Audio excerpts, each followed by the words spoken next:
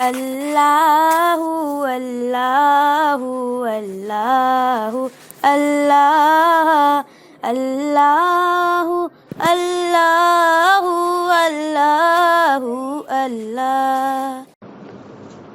السلام علیکم ورحمۃ اللہ وبرکاتہ۔ ان الحمد للہ وحدہ والصلاة والسلام علی من لا نبی بعدہ، اما بعد، عن بہز بن حکیم عن ابیہ قال قال رسول اللہ صلی اللہ علیہ وسلم ویل للذی یحدث بالحدیث لیضحک به القوم وویل له ویل له، رواہ ابو داؤد، حدیث نمبر 4990۔ معزز حاضرین، اسلام میں تصور مزاح کے متعلق آج کا دوسرا درس انشاءاللہ الرحمن آپ کے سامنے پیش کرنے کی کوشش کریں گے۔ دیکھیے، اسلام میں مذاق بے شک جائز ہے، لیکن مذاق مذاق کی حد تک ہو، اور اس کے جو اصول، اس کے جو ضوابط، اس کے جو لوازمات ہیں، ان کا حد المقدور پاس و لحاظ رکھا جائے، ان کا خیال رکھا جائے تو مذاق مذاق ہے، ورنہ وہ جنگ و جدال کی نوبت اختیار کر جاتا ہے۔ راہ اعتدال سے ہٹا جائے تو پھر وہ کفر و نفاق کی صورت اختیار کر لیتا ہے، اور اسی طرح سے بڑے بڑے فسادات اس کے ذریعے سے جنم لیتے ہیں۔ پیارے نبی صلی اللہ علیہ وسلم بھی مذاق کیا کرتے تھے، جی پیارے نبی صلی اللہ علیہ وسلم بھی مذاق کیا کرتے تھے۔ ایک صحابی رسول بچپن میں تھے، تقریباً 6 سال کی ان کی عمر تھی، کہتے ہیں مجھے یاد ہے اللہ کے نبی پانی پی رہے تھے، اللہ کے نبی صلی اللہ علیہ وسلم پانی پی رہے تھے، پانی پیتے ہوئے جو ان کے پاس میں گیا تو آپ نے پانی منہ میں بھر کے میرے منہ پر کلی کر دیا تھا۔ مذاق ہے یہ مذاق ہے جو نبی صلی اللہ علیہ وسلم نے بچے سے کیا۔ اور اما عائشہ رضی اللہ عنہ مرتبہ تھوڑے بگڑ پڑتی ہیں اللہ کے نبی کے اوپر، اور تھوڑے زور سے باتیں کرتی۔ اللہ کے نبی صلی اللہ علیہ وسلم کے پیارے ساتھی یار غار ابو بکر صدیق رضی اللہ عنہ آئے تو دیکھا کہ میرے بیٹی نبی کے سامنے تھوڑی اونچی آواز سے باتیں کر رہے، مارنے دوڑے۔ اللہ کے نبی بیچ میں آئے، بچا لیے۔ اس کے بعد جب ابو بکر صدیق رضی اللہ عنہ وہاں سے چلے گئے تو کہتے دیکھ کیسا بچایا میں نے تجھے۔ ہاں، پھر اس کے بعد دونوں ہنس رہے، ہاں آپ نے بچایا ورنہ تو آج پڑی تھی مجھے۔ ہاں، اللہ کے نبی صلی اللہ علیہ وسلم بھی مذاق کرتے تھے۔ بڑھیائی کا اللہ کے نبی دعا کیجیے اللہ تعالیٰ سے کہ میں جنت میں چلی جاؤں، دعا کیجیے اللہ تعالیٰ سے کہ میں جنت میں چلی جاؤں۔ اللہ کے نبی نے کہا کوئی بڑھیا جنت میں نہیں جائے گی۔ اللہ کے نبی نے کہا کوئی بڑھیا جنت میں نہیں جائے گی۔ اس کے چہرے کا جغرافیہ بدل گیا، بیچاری مایوس، نراش، اور بعض لوگوں نے تو یہاں تک لکھا رونے لگی۔ اللہ کے نبی نے فرمایا ارے بڑھاپے کی حالت میں وہ جنت میں نہیں جائے گی۔ دیکھیے سچائی ہے، جھوٹ نہیں بولا اللہ کے نبی نے، اللہ کے نبی نے جھوٹ نہیں بولا ہے۔ اللہ کے نبی نے فرمایا بوڑھی ہو کر تو جنت میں نہیں جائے گی۔ جنتیوں کی عمریں کتنی ہوں گی کون بتائے گا؟ ایگزیکٹ، ہاں 30 سے 33 سال کی عمریں ہوں گی جو بالکل نوجوان ہوتے ہیں، یعنی جوان ہونے کی جو پہلی اور آخری اسٹیج ہے، جو یعنی جو سب سے ہائی اسٹیج ہے وہ سمجھو یہی ہے 30 سے 33 سال۔ اور اسی عمر پہ اللہ ہر بڈھے کو جس کے دانت گر گئے ہیں، ہاں داڑھی کے بال گھنے تھے وہ تھوڑے سے رہ گئے، جھڑ گئے، ہاں گال بالکل اندر ہو گئے، کمر جھک گئی ہے، یعنی 100 سال پار کر چکا ہے، 150 سال کا ہو چکا ہے، بلکہ 500 سال کا بھی ہو چکا، 1000 سال کا بھی ہو چکا ہے، نوح علیہ السلام تو بھی کتنے سال کے ہوں گے جنت میں جاتے وقت؟ 30 سے 33 سال کی عمر ہوگی۔ 30 سے 33 سال کی عمر کا بالکل نوجوان بنا کے اللہ ڈالے گا در۔ کہا ارے بڑھیا رو مت، اللہ تعالیٰ تجھے جوان بنائے گا پہلے، پھر جنت میں ڈالے گا۔ بوڑھاپے کی عمر میں تو جنت میں نہیں جائے گی، اسے بوڑھاپے کی حالت میں۔ ٹھیک ہے، اچھی بات اللہ کے نبی نے فرمائی، اور تھوڑا مذاق بھی کر لیا، تھوڑا مذاق بھی اللہ کے نبی صلی اللہ علیہ وسلم نے کر لیا۔ تو مذاق اسلام میں درست ہے، لیکن اس کے موقع اور مواقع ہونے چاہیے، اور اس کے متعلق آپ کو محتاط رہنا چاہیے۔ دیکھیے سب سے پہلی بات تو یہ جان لیں کہ مذاق کرنا اور مذاق اڑانا دونوں میں زمین آسمان کا فرق ہے۔ مذاق کرنا اور مذاق اڑانا دونوں میں زمین آسمان کا فرق ہے۔ مذاق ایک ہوتا ہے انسان کسی سے کر لیتا ہے، دونوں ہنس لیتے ہیں، مجلس تھوڑی سی مسکراہٹوں والی گرم ہو جاتی ہے، اور مذاق اڑانا جو ہوتا ہے وہ کسی کی تذلیل، کسی کی تحقیر اس میں ہوتی ہے۔ اب 10 دوستوں کی محفل ہے، اس میں کسی ایک کا نام لے لو اور چالو کر دو اس کی گھسائی پٹائی ہنائی، اور جو ہے اس کے تعلق سے جو پیچھے کی باتیں ہو سب لا کے کھینچ کر رکھو کہ سماج میں وہ بدنام ہو جائے اور لوگ ہنسیں، تو یہ ایک آدمی کی تذلیل ہو رہی ہے وہاں. یہ بالکل درست نہیں ہے، بلکہ یہ مومنانہ کردار کے خلاف ہے. اللہ کے نبی صلی اللہ علیہ وسلم نے ارشاد فرمایا بِحَسْبِ امْرِئٍ مِّنَ الشَّرِّ أَن يَحْقِرَ أَخَاهُ الْمُسْلِمَ، یہ انسان کے برا ہونے کے لیے یہی کافی ہے کہ وہ اپنے کسی مسلمان بھائی کو حقیر جانے، کمتر جانے، کسی کو گرا بنا دو سماج میں، کسی کا اتنا مذاق اڑاؤ کہ وہ ذلیل ہو کر کے رہ جائے. تو یہ بات بالکل بھی درست نہیں ہے. اسی طرح مذاق میں کسی کا کوئی سامان ہتھیا لینا، تو بہت سارے کہتے ہیں مذاق میں دھائی لے رہے ہیں. بہت سارے مواقع پہ تو لوگ پریشان ہو جاتے ہیں. مجھے یاد ہے دور طالب علمی کے موقع پر ایک تو ایک ہی حالات ویسے بھی تنگ تھے پڑھائی کے دور میں، اور دوسرے جو پیسہ ہوتا تھا کسی طرح چھپ چھپا کے رکھتا تھا صندوق میں. ایک بچے نے، میں صندوق کھولا تو وہاں سے نکال کے اپنے جیب میں رکھ لیا. اب جو بھی میرے پاس کی جو پونجی تھی ساری وہی موجود ہے. ایک بچے نے، نام نہیں لوں گا میں، اٹھا کے اپنے جیب میں رکھ لیا، اور 1-2 دن تک کہ میں حیران ہوں. چھوٹے بچوں کو اس وقت یعنی آج سے 15 سال پہلے 10 روپیہ ان کے لیے بہت ہوتا تھا. 1-2 روپیہ ہم لوگوں کو مل جاتا بہت خوش ہو جاتے تھے، چلو کچھ کھانے کا انتظام ہو گیا. اب تو کوئی اہمیت نہیں. بہرحال تو 100-200 روپیہ جو بھی میں رکھا تھا مدرسے میں پڑھتے ہوئے بچے نے اٹھا کے رکھ لیا. اب اس کے بعد وہ 2 دن تک مجھے خوب پریشان کیا. اب میری یہ حالت تھی کہ یار اب کہاں جاؤں گا، صابن لانے کے لیے پیسہ نہیں ہے، ابو ابھی دے کے گئے تھے ان سے کیا کہوں گا، اور امی کی ڈانٹ الگ سے پڑے گی، تو لوگوں کی باتیں سننی پڑیں گی، طرح طرح کے ٹینشن ہے. اب 2 دن کے بعد پول کھلتی ہے، بولتا ہے اگر تم لے چل کے پارٹی کراؤ تو پھر میں پیسہ بتا دوں گا کون لیا ہے. ارے یار تو پارٹی کر لینا چل. پھر اس کے بعد جب میں لے جا کر کے اس کو پارٹی کراتا ہوں تو بولتا ہے پیسہ میرے پاس ہے.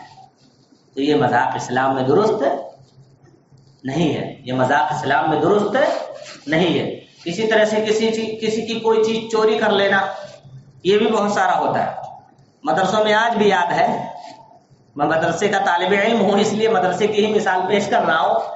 جس بچے کے بارے میں پتہ چل جاتا تھا کہ یہ ڈھوڑی رکھا ہے، حلوہ رکھا ہے اور نہیں دے رہا ہے، اس کا رات میں صاف ہو جاتا تھا. بچے کھا جاتے تھے، توڑ تاڑ کے قبضہ کوڑا رہ جاؤ، ہاں رکھے رہو نہ کھلاؤ. اس لیے بچے جب لے کے آتے تھے تو بانٹ دیتے تھے، کھلا دیتے تھے اکثر. اور جو بخیل ٹائپ کا ہوتا تھوڑا رکھے رہتا تھا اس کا غائب ہو جاتا تھا رات میں. بہرحال ہنسی مذاق میں بھی کھا جاتے تھے، لیکن درست نہیں ہے یہ کہ کسی کے ہنسی مذاق میں کوئی سامان آپ ہتھیا لیں. سنن ترمذی ابن ماجہ کی روایت ہے لا یأخذ متاعا احدکم لاعبا، اور کما قال، اللہ کے نبی نے فرمایا مذاق میں کسی کا کوئی سامان یا سیریسلی ہی کسی کا کوئی سامان زبردستی آپ مت ہتھیا لیں، مت لیا کریں. یہ بات بھی آپ کو یاد رکھنا چاہیے. اور تیسرے نمبر پہ آپ کو یہ بات یاد رکھنے کی ہے کہ ہر مقام ہنسی مذاق کا نہیں ہوتا، ہر جگہ ہنسی مذاق کی نہیں ہوتی. کبھی کام کی کوئی بات ہو رہی ہے، یا قرآن و حدیث کی مجلس ہے، اب کسی کو دھمیڑی سوجی اسی میں مذاق چالو کر دے، یہ بات بالکل درست نہیں ہے. موقع و محل کا جو ہے اعتبار ہوتا ہے. جی ٹھیک ہے ہنسی مذاق کی کوئی مجلس ہے یا سیریسلی کوئی بات نہیں ہو رہی ہے، اس میں ہنس کھیل لیے، ٹھیک ہے اچھی بات ہے.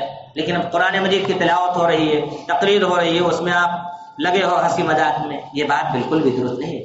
افمن هذا الحديث تعجبون، قرآن کہتا ہے کیا تم اس بات سے تعجب کرتے ہو، قرآن سے، وتضحكون ولا تبكون، ہنستے ہو روتے نہیں ہو. یعنی جہاں رونے کا مقام ہو وہاں رونا چاہیے انسان.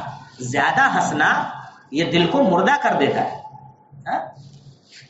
زیادہ ہنسنا یہ دل کو مردہ، نبی صلی اللہ علیہ وسلم کی حدیث ہے، زیادہ ہنسیں گے تو دل مردہ ہو جائے گا، اللہ سے غافل ہو جائے گا. تو ہنسی مذاق میں یہ بات بھی یاد رکھنے کی ہے کہ موقع محل کی تلاش میں.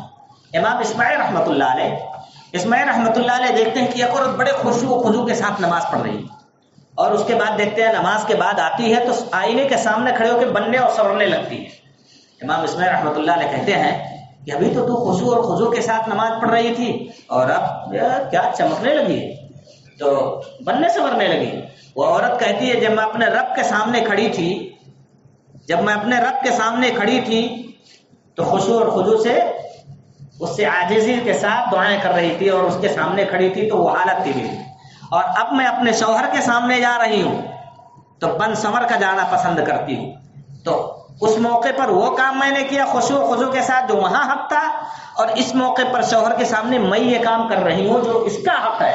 اس لیے ہر موقع کے اعتبار سے ہر کام ہوتا ہے، ہر جگہ جھمیڑی نہیں سوجی ہونی چاہیے انسان کو، جہاں پائے وہاں ہنسی مذاق چالو کر دے، جہاں پائے وہاں بڑبڑانا شروع کر دے، جس موقع پہ ہو وہاں جہاں رونے کا مقام ہو وہاں ہنسنا چالو کر دے اور دوسروں سے ہنسی کھیل کود کرنا شروع کر دے، یہ بات بالکل بھی درست نہیں ہے۔ وَتَضْحَكُونَ وَلَا تَبْكُونَ، اللہ کہتا ہے تم ہنستے ہو روتے نہیں، یعنی رونے کا مقام تو رونا چاہیے انسان۔